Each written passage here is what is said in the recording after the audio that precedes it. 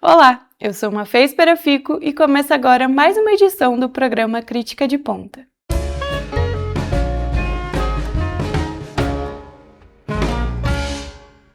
O curta-metragem Interlúdio, produzido em Ponta Grossa, usa o universo artístico como ponto de partida para discutir pressões que ultrapassam a ficção. Essa é a crítica de Marina Ranzani. O curta-metragem Interlúdio de Paloma Costa acompanha o retorno de Gabriela, uma jovem cantora que enfrenta a pressão da mídia, críticas públicas e conflitos internos. A narrativa vai além desse universo artístico e se constrói a partir da exposição. Em um dos principais diálogos, a personagem é pressionada a falar sobre sua vida pessoal. O curta levanta a questão: até que ponto os indivíduos se veem obrigados a ultrapassar os seus próprios limites diante de pressões externas? E esse cenário ele se amplia no cotidiano. No ambiente digital, o julgamento se intensifica e o Paraná lidera os casos de cyberbullying no Brasil. Em 2024, foram 103 ocorrências, quase um quarto do total nacional. Essa cultura de exposição não se limita à internet e também se reflete no trabalho, marcado por metas e pressões constantes por desempenho.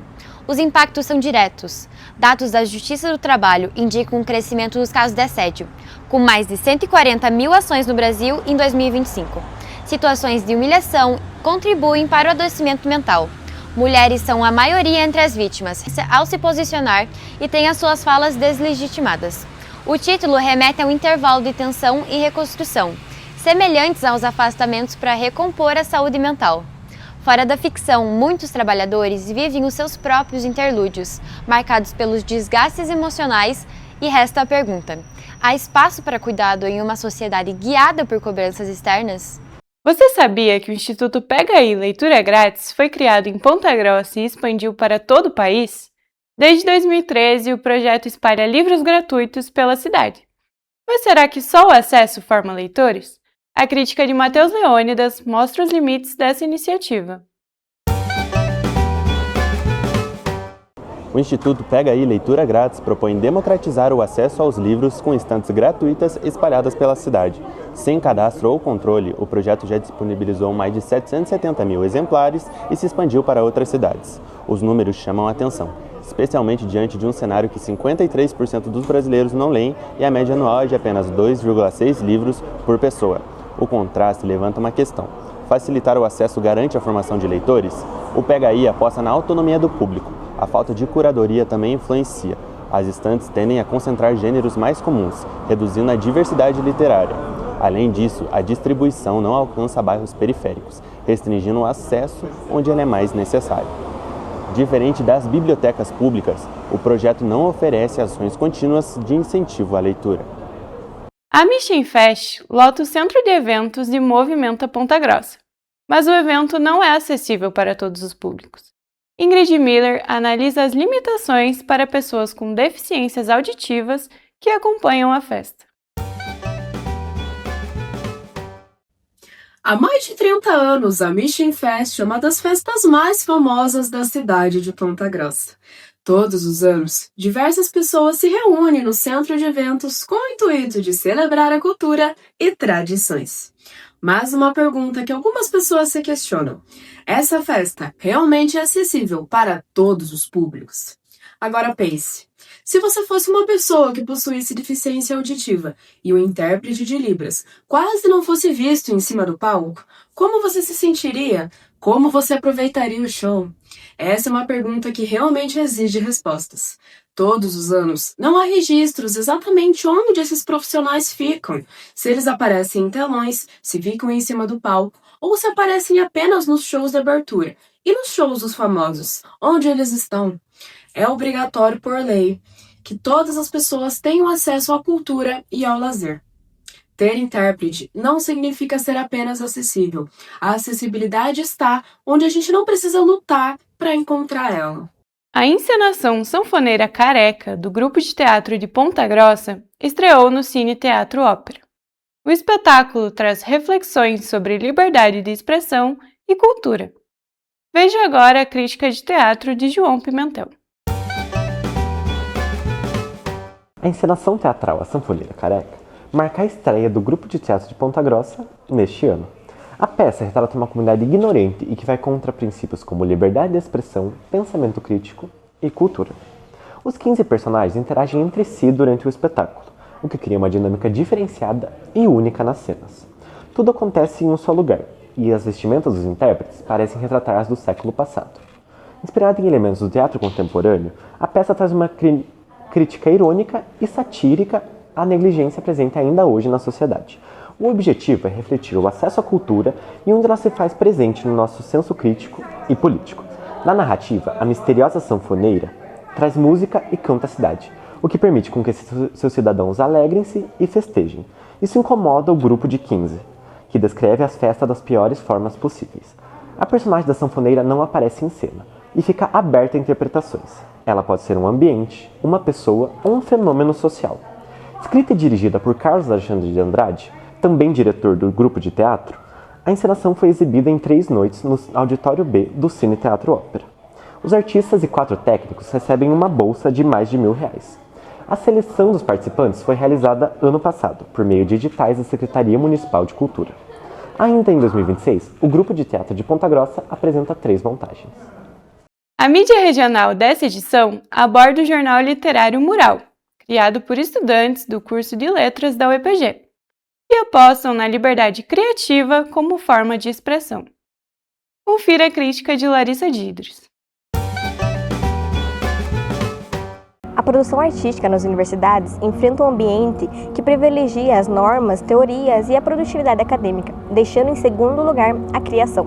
O jornal literário Mural, desenvolvido por estudantes de letras da UEPG, é um espaço de resistência desde 2024, que valoriza a liberdade artística e permite aos estudantes publicarem seus poemas, desenhos e colagens sem aquela restrição institucional.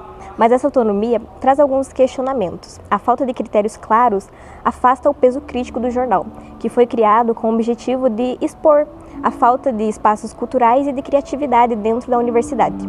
Mas ainda assim, a importância do jornal Mural consiste justamente na sua experiência, como espaço dentro de um ambiente muitas vezes hostil à criação. Ao abrir oportunidades de experimentação e visibilidade, o jornal não resolve as questões da universidade, mas expõe elas. E ao fazer isso, valoriza o direito à criação artística como parte essencial da vida acadêmica.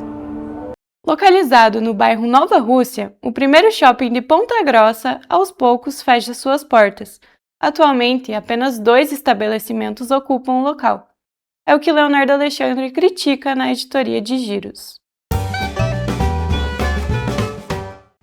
Nos anos 2000, foi inaugurado o Shopping Total, sendo o único shopping da cidade, ganhando rapidamente repercussão pela população de Ponta Grossa, especialmente pelos moradores do Nova Rússia.